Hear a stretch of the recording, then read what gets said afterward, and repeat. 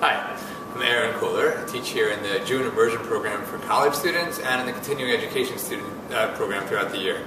A few weeks ago, I had the opportunity to share some words about Parashat Devarim. And there, we encountered the story of Bnei Israel meeting the descendants of Esav in Edom and Seir. We discussed a little bit the meeting between those two nations, between those two descendants of the sons of Yitzchak. Now in Sefer Devarim, Moshe opens his grand final speech with a recount, with a recapitulation of much of what happened in Sefer Bamidbar.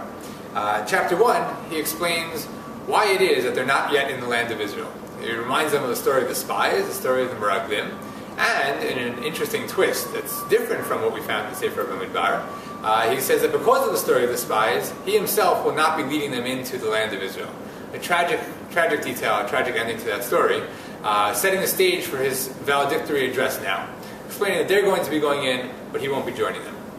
In chapter 2, he fast forwards 40 years and brings them up to the current time. He says, we were hanging around in the southern country, hanging around Har Seir for a long time, until finally God said, enough hanging around here, Rav lachem, so v'tahar hazeh, pru lachem tzafona. Rav lachem so v'tahar hazeh, enough walking around this mountain country, time to go up north. And God said, now you're going to pass through the land of Esav. Atem ovrim b'gvul achechem, b'nei Esav, hayoshvim b'seir, v'yiru mikem, v'nishmartem ma'od. They will be very scared of you, but you should be very careful. You're not allowed to touch anything that they do. Al titkarubam. I won't give you a single inch of their land. I've given it to Bnei Esav. I've given Har Seir to the children of Esav. So even though the claim is that Bnei Israel were more powerful or mightier, God warns them, that's not your land. That's the land of Bnei Esav. Then Moshe says, we moved through the land of Esav in Seir, and we got to Moab. And again God said, Al tatzar et Moab, al titgar bam milchama. Don't harass Moab. Don't provoke them, because again, I've given that land to someone else. I've given that land to the descendants of Lot. And then, after a little bit more details, finally they get to Ammon. This is all in chapter 2 still. They get to Ammon, and again he says, Al titzureim v'al titgarbam ki lo atein me'eretz b'nei Ammon l'cha Yerusha ki l'bnei Lot v'tatzia Yerusha. And again, Ammon is not yours to be touched. Don't be an adversary to them. Don't provoke them. That was given by me, God says. I gave that to the children of Lot as well, to Ammon.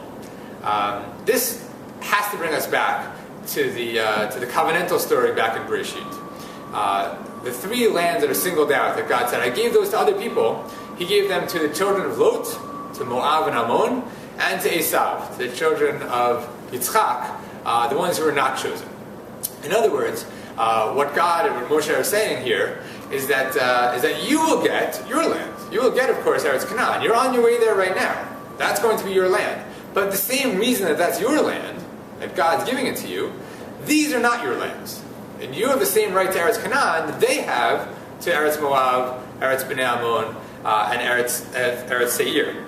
It's not a coincidence that the three people that were singled out were the descendants of Lot and Esav. In other words, this is a claim that the descendants of Abraham, Abraham's extended family, Lot, his nephew, and then eventually his grandson Esav, were granted lands by God.